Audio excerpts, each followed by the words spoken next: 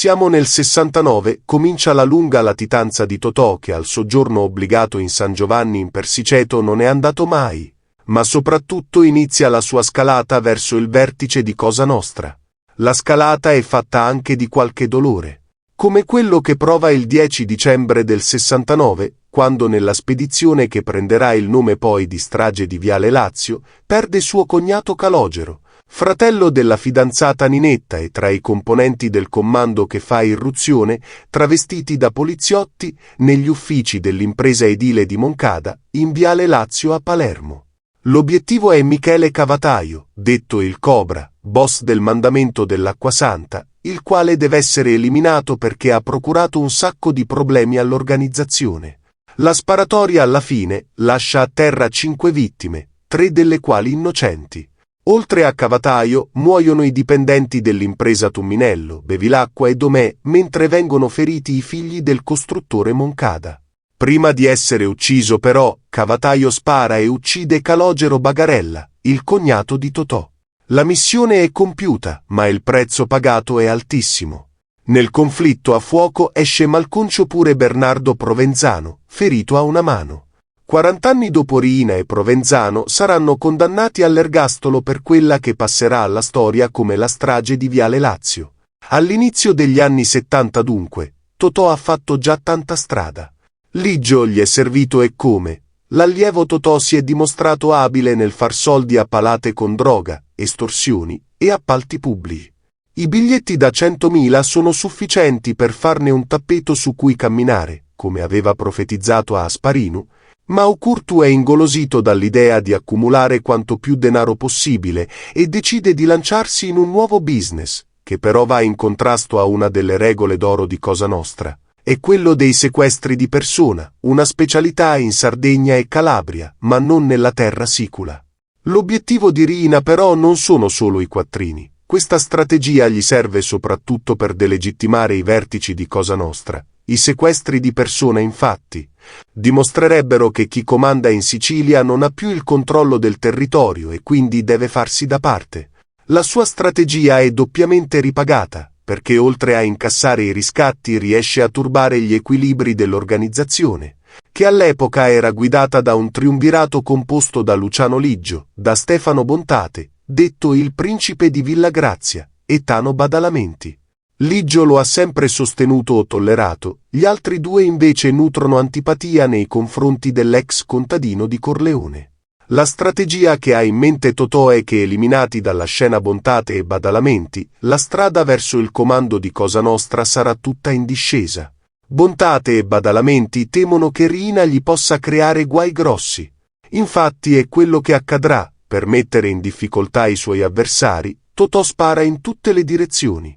Il primo a morire è Pietro Scaglione, il procuratore capo di Palermo, ucciso in un agguato il 5 maggio del 71 insieme al suo autista Lorusso. È la prima volta che la mafia colpisce così in alto, e soprattutto senza che una decisione tanto delicata sia stata presa in commissione. Totò ha voluto dimostrare di poter agire in piena autonomia fregandosi di tutti gli altri. Per Bontate e Badalamenti è una provocazione intollerabile, ma non sanno che Totò, in testa, ha un piano diabolico. Dopo l'omicidio Scaglione arriva il sequestro di Luciano Cassina, 16 agosto del 72, figlio del conte Arturo, un imprenditore potentissimo legato agli appalti per la manutenzione stradale, della rete fognaria e dell'illuminazione pubblica di Palermo. Totò non solo ha infranto la regola secondo il quale Cosa Nostra non rapisce nessuno, ma ha anche dimostrato che Bontate e Badalamenti non sono in grado di difendere, nemmeno un intoccabile come Cassina. Il sequestro dura quasi 18 mesi e finirà soltanto dopo il pagamento di un riscatto di 1.300.000.000 di lire. Il triumvirato è stato colpito duramente e sta reggendo, ma è soltanto questione di tempo. Nel frattempo Totò pensa anche alla sua vita personale. Nel 74 ha ormai 44 anni e la sua fidanzata Ninetta ne ha 30, non può più aspettare a formarsi una famiglia, così decidono di formalizzare la loro posizione con il matrimonio.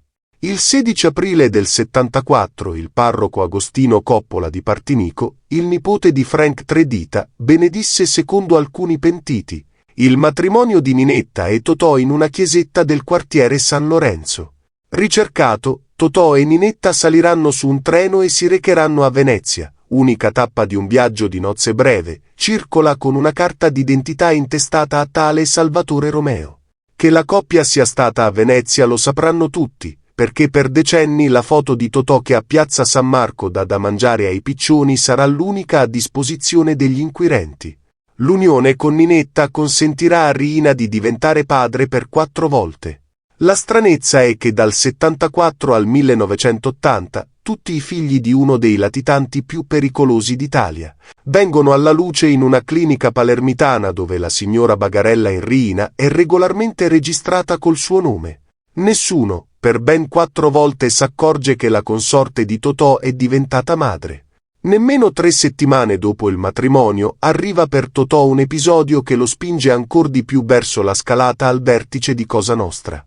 Il 5 maggio del 74, a Milano, la Guardia di Finanza mette le manette ai polsi di Luciano Liggio, un duro colpo alla mafia siciliana, ma è uno scenario d'oro per Totò. Con Lucianeddu in gabbia si è liberato un posto alla guida della cosca e soprattutto una poltrona al tavolo della commissione dove si riunisce la cupola.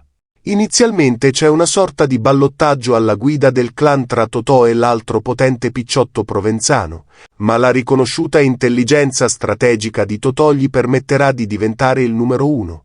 Riina così comincia a padroneggiare la cosca dei Corleonesi. Ora che ha ereditato il posto di Lucianeddu, Totò si spinge fino all'estremo per annientare i rivali Badalamenti e Bontade, così nel luglio del 75 viene rapito Luigi Corleo, suocero di Nino Salvo, il cugino di Ignazio Salvo. I Salvo non erano solo i più ricchi della Sicilia, ma avevano legami con pezzi grossi della DC a partire da Lima. In pratica in Sicilia, se c'era una famiglia da no disturbare, era proprio quella dei Salvo. Per i rivali palermitani è uno schiaffo pesantissimo che mina la loro autorevolezza agli occhi di tutti, passando per non affidabili a proteggere nemmeno la famiglia più importante della Sicilia. Il sequestro è un altro forte punto a favore per i viddani corleonesi, che avrà un finale amaro, visto che dopo il pagamento del riscatto, il Corleo non farà mai più ritorno a casa e non verrà mai più ritrovato il corpo. Il tutto indebolisce ancor di più Bontade e Badalamenti, impotenti a cosa sta accadendo. Sull'episodio del sequestro, il pentito Giovanni Brusca, con le sue dichiarazioni, affermerà che il sequestro fu commesso da una banda autonoma di Campobello di Mazara che puntavano ai soldi del riscatto.